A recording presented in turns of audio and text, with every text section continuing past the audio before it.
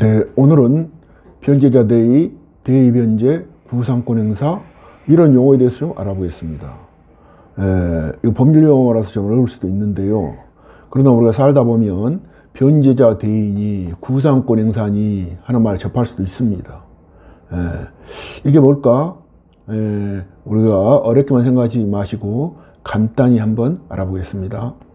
우리 실생활에서는 어떤 경우에 이런 용어가 쓰이냐면은 주로 보증인이 채무자 대신 채무를 변제하였을 때 이런 용어가 쓰입니다. 우리 실생활에서 이제 보증관계 이런 것은 흔한 것이기 때문에 이런 용어를 무엇을 의미하는지 알아두는 것은 의미가 있다 할 것입니다. 그럼 변제자 대의의 뜻은 무엇이며 법은 왜 이런 걸 규정했을까 하는 것입니다. 변제자 대의라는 것은 우리가 용어에서도 쉽게 알 수 있죠. 추론할 수가 있죠. 남의 돈을 대신 갚아준 사람이 원래 채권자의 권리를 그대로 물려받는 것을 말합니다. 남의 돈, 타인의 채무를 변제한 자는 구상권이라는 것을 가지게 됩니다. 구상권이 무엇이냐? 대신 갚은 돈을 보상해 줄 것을 요구할 수 있는 권리, 이렇게 말할 수 있겠어요.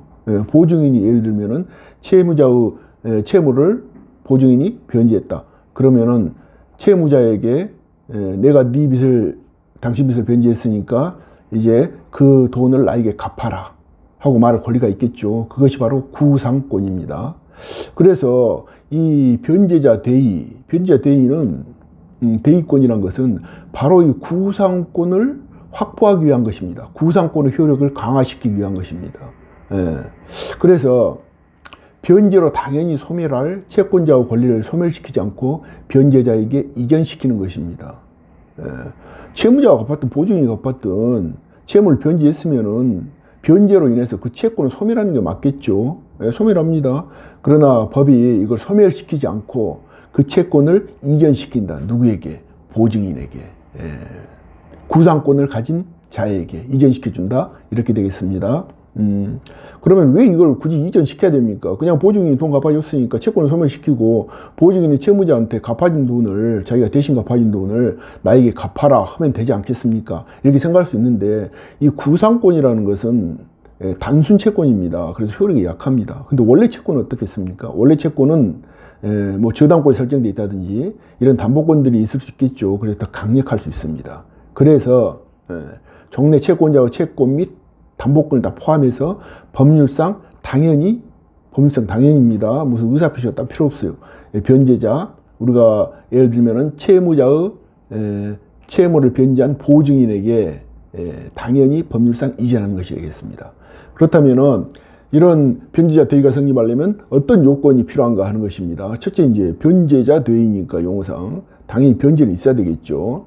그리고 이 변제에는 이 보증인이 강제 집행을 당한 경우도 포함됩니다. 그것도 변제로 봅니다. 그 다음에 변제할 정당한 이익이 있는 자가 있고 변제할 정당한 이익이 없는 자가 있어요. 그러니까 변제할 정당한 이익이 있는 자는 채무자가 이 채무를 변제하지 않으면, 빚을 갚지 않으면 자신이 강제 집행 당할 그런 위험성이 있는, 누굽니까? 우리가 계속 예를 들고 있습니다. 보증인 또는 연대 채무자, 또 물상 보증인, 자기 재산을, 부동산을 담보로 제공한 사람이 되겠습니다. 물상 보증인. 뭐 이런 사람들의 경우에는 자기가 직접 불이익을 당할 수가 있죠. 그래서 이 채무를 변제할 정당한 이익 있는 제3자에 해당하고, 이익 있는 자에 해당하고, 이것을 가리켜서 법에서 뭐라 하냐면 법정대의라 그럽니다.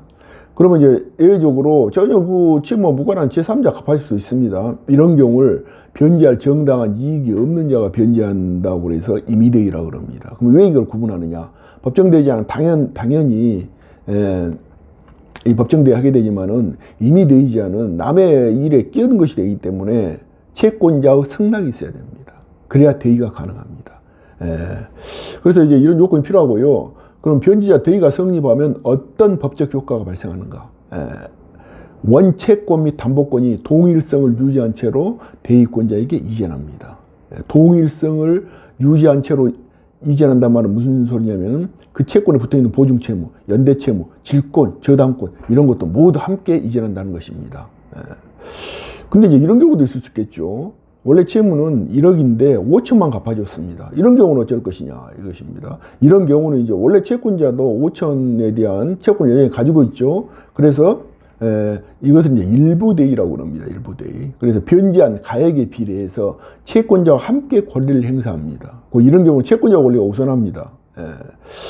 기타 이제 법정 대의자 상호 간에 우선순위에 대해서 복잡한 문제가 있지만 이건 실무와 직접 관련이 없으므로 생략하도록 하겠습니다. 오늘은 간단히 변제자 대의, 대의 변제 또는 구상권 이런 개념에 대해서 알아봤습니다.